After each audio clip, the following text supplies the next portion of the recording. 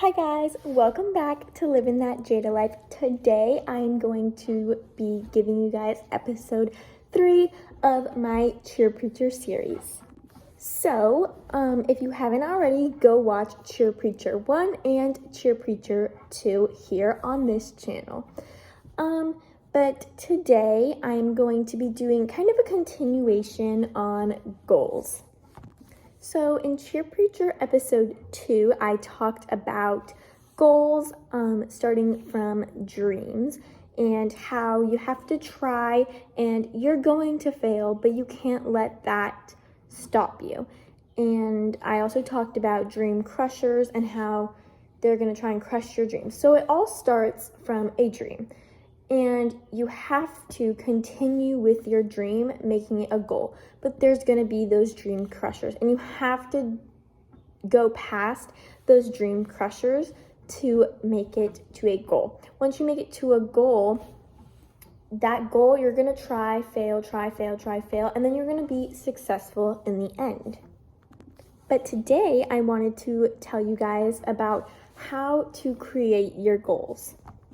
So when I'm creating goals, I use something that's called the SMART goal method. So SMART goals stands for specific, measurable, achievable, relevant, and time-bound. So when your goals are specific, it means like you include every detail when you're planning your goals. You include every detail of it, making sure that you understand what your goal is and all the details about your goal. And that is important so that you don't leave out certain information, because you can achieve part of your goal, but your goal of your goals is to achieve the full goal. So you want to make sure you include every piece of information when you're planning out your goals. Then your goal should be measurable. Measurable goals are goals that you're able to know when you've achieved them. So you have to know, oh, I've achieved my goal.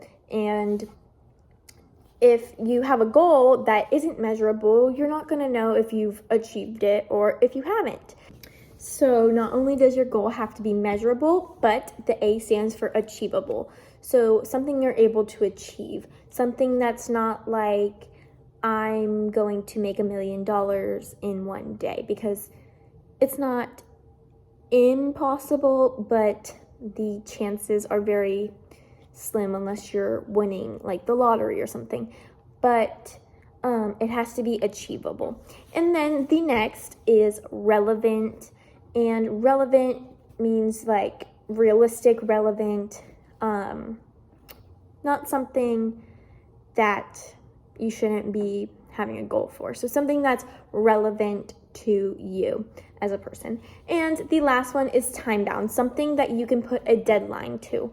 So it's good if you want to get a tumbling skill to put a deadline. I want this tumbling skill by time competition season starts, or by time tryouts. So it's good to put a time on your goal so that you can be more motivated to achieve it. So now that you know how to plan your goal, you also have to make sure that you're not planning out too many goals at once. So like I said, you want to make sure that you don't create too many goals at once, because that can stress you out and lead you to not be motivated to achieve any of your goals. So one thing that I like to do for my goals is create vision boards. Here's my most recent one. I put my name, I put the year. If I'm going to do multiple in one year, then I'll put like a specific date on it. But here I have like dream dogs, and this is like a 7-year vision board. But there's to go to cheerleading worlds, and then I put little quotes that inspire me on a daily. And things that I want to do, like volunteering at church, take pre-med courses, go to Greece, go to Paris, fitness, go to see Taylor Swift live, dream dogs, more quotes that inspire me, and practice photography, and just decorate it and make it seem super fun. So you have a motivation to complete your goal. And here's a quote that I wanted to share with you guys today. It says, we don't need to share the same opinions as others, but we need to be respectful. And that quote is from Taylor Swift. So this goes back to the dream crushers. You don't need to share the same opinion with somebody on their goals. It's their goal and they have their own opinion on it. And you don't need to share the same opinion, but you have to be respectful of what they think about their own goals, because their goals are achievable by them and your goals are achievable by you.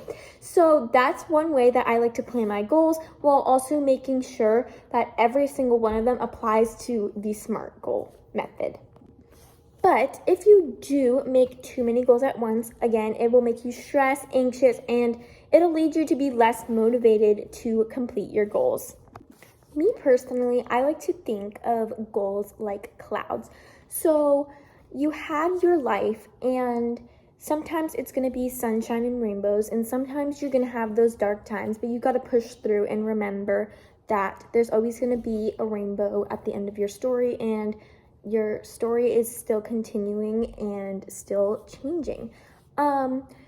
But I like to think of the goals like clouds. So you have your life here, and whether it is a sunny point in your life or you're in a dark point in your life, you have these goals that you want to achieve.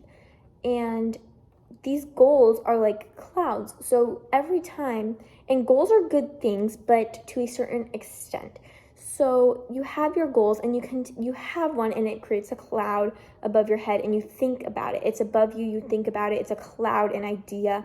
So this goal you create, another goal you create, another goal you create. And what happens when there's so many clouds? A rainstorm. So it's like your mind can kind of be taken over by all of these goals if you make too many. But if you have one cloud at a time, you can have that cloud and you can think about it, and that cloud will slowly clear up to the sun, and that sun is when your goal is complete. So if you're in a dark time and you created too many goals, you're gonna struggle and it's gonna pour down, and you're gonna have to retrain yourself to make that one goal at a time, or two goals at a time maybe, but something that isn't gonna overpower you, and you can still live your life while also just having that tiny goal and working towards it.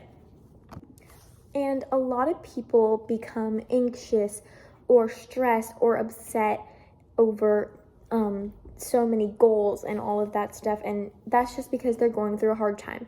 So if you see someone who's going through a hard time, help them out, be kind, and just help them to as much as you can, and just give them what they need and just help them, because you know that some point in your life you're going through a hard time, and you know how you feel when others try and help you, and you know that it's hard, but you make it through, and your story's never over.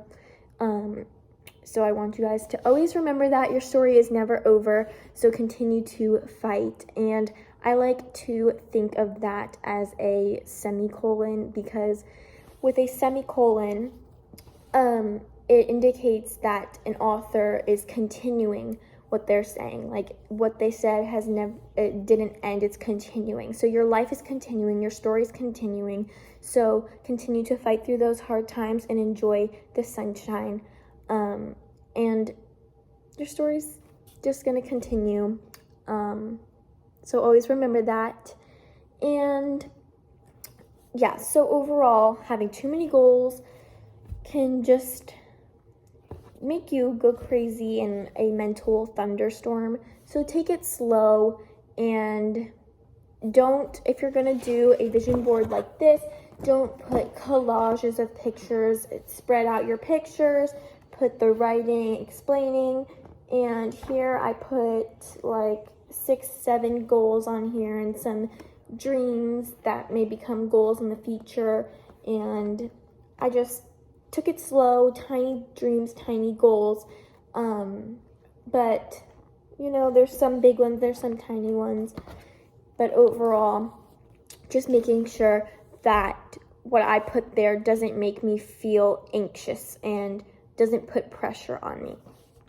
So make sure overall not to make too many goals for yourself, and if you ever end up in a mental block, which I wish that nobody has to deal with that, but it's just the course of life, that your story is continuing, your life is continuing, you will find that rainbow at the end of your darkness.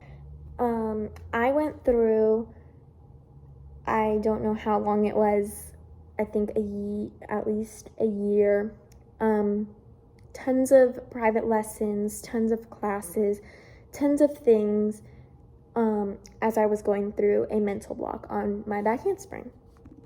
And a lot of times people will say, come on, you know you got this, you know you have the skill, just do it.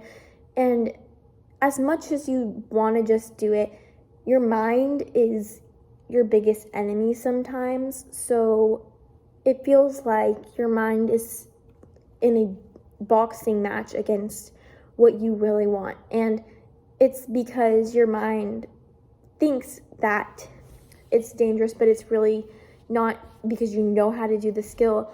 But everybody will tell you, come on, you know you got this.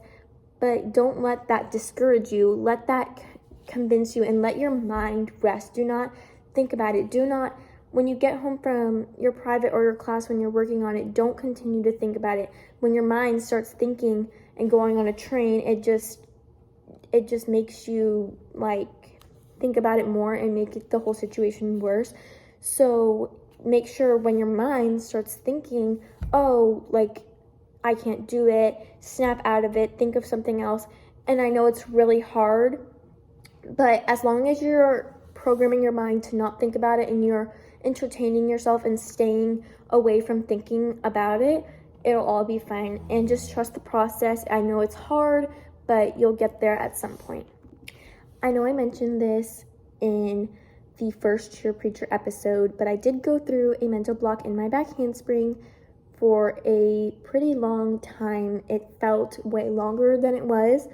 And a lot of people don't understand what a mental block feels like to the person that's in the mental block. So again, if you continue to think about it and overthink it all, you're going to become stressed, and it's going to make your mental block way worse than it was in the beginning.